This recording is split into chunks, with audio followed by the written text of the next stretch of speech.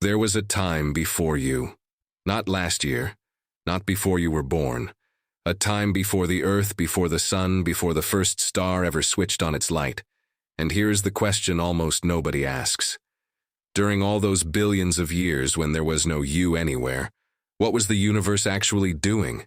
Most people picture an empty room, darkness, nothing, a long stretch of waiting with your spot held open until you arrived. That picture is wrong. The universe was not waiting. It was working. The strange part is what it was working on. It was making you. Not a copy of you, not a soul with your name on it sitting in storage. Something stranger and more real than that. The actual atoms in your hands. The iron in your blood. The calcium in your teeth. Every one of those was being built somewhere out in the dark, long before there was an earth for them to land on. You think of before you as your absence. It was your assembly, and it took almost the whole age of the universe to finish. So picture the timeline. 13.8 billion years.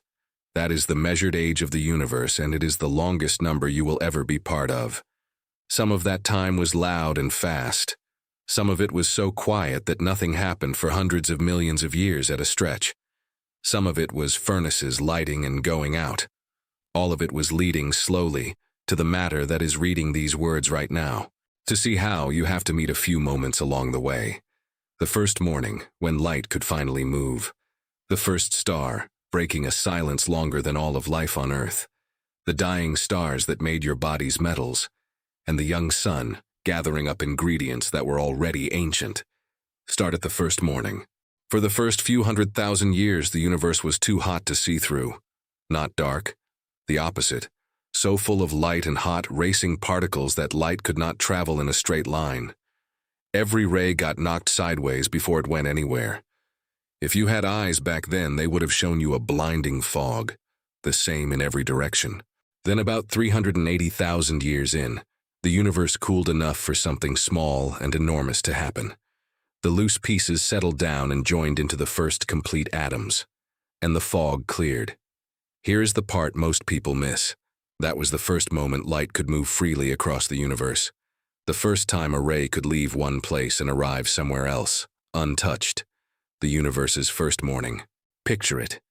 Imagine the locked protagonist of this channel standing in a room with no windows, in total fog, and then watching that fog lift all at once, in every direction, with no walls to stop it. That child would be the only one looking, because there was nothing else yet.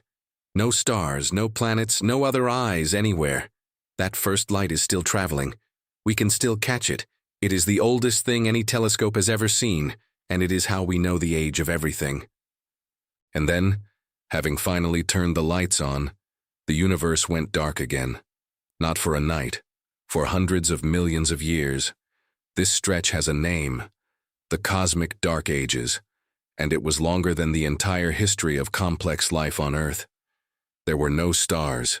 There was no light being made anywhere, just cold gas, mostly hydrogen, drifting and slowly clumping under its own gravity, in a darkness with nobody in it to call it dark. Think about how long that is.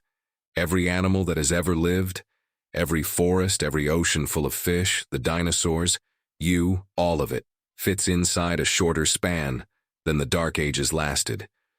The universe spent that entire time doing one slow thing, pulling gas together, and then somewhere between 1 and 200 million years in, the silence broke. In one dense knot of gas, gravity squeezed hard enough that the center caught fire. The first star. Imagine that child again, standing in a hall larger than every room that has ever existed, in a darkness older than the earth, watching a single point of light appear. The first candle. After the longest night there has ever been. These first stars were strange, massive, far bigger than our sun, burning furiously, living fast. And here is what makes them matter to you.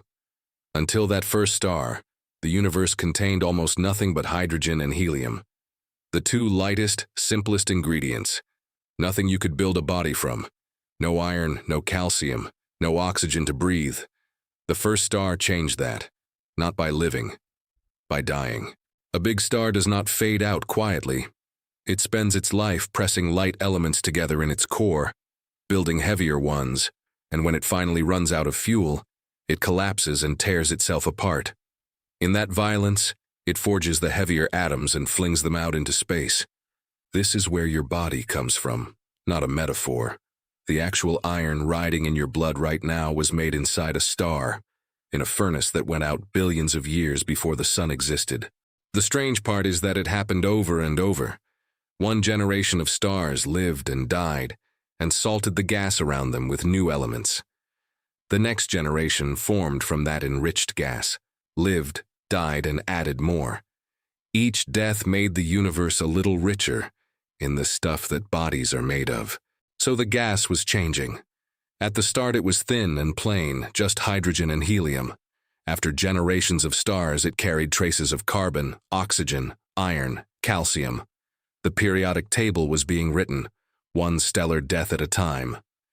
Picture that child holding a single grain of iron and being told the truth about it.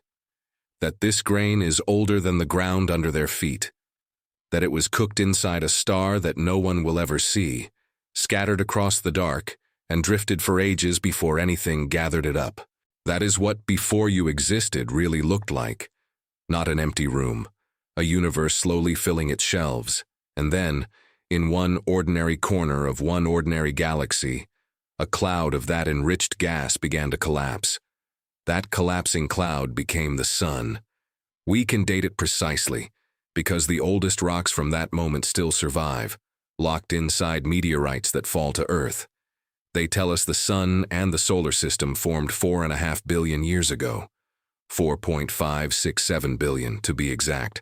By then, the universe was already more than 9 billion years old. Sit with that.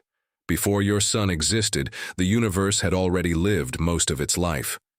9 billion years of making light, making elements, making the raw material. The sun is not an early chapter, it is a late one. And you are later still. Here is the haunting part. The cloud that became the sun was not fresh. It was full of atoms that had already lived inside other stars, already been forged, already been scattered, already drifted for billions of years. When the sun lit up and the leftover dust gathered into planets, the ingredients for you were already ancient, already used, already passed down. A kitchen that had been cooking for 9 billion years before your place was set at the table. So that is the answer. That is what the universe was doing before you existed. It was clearing its first fog, lighting its first star, building, in furnace after furnace, the atoms that had nowhere yet to go, gathering them, finally, into a sun and a world. We do not know the exact moment the first star caught fire. We do not know precisely how the long dark ended. Those edges are still blurry, and honest science leaves them blurry. But the shape of it is clear and measured, and yours. Every step took its time. None of it was waiting for you. All of it was making you. Before you, the universe spent its whole life gathering the pieces. You are what it was doing all along. If something in that settled into you and stayed, subscribe. There is a lot more buried in the long, quiet history that made you.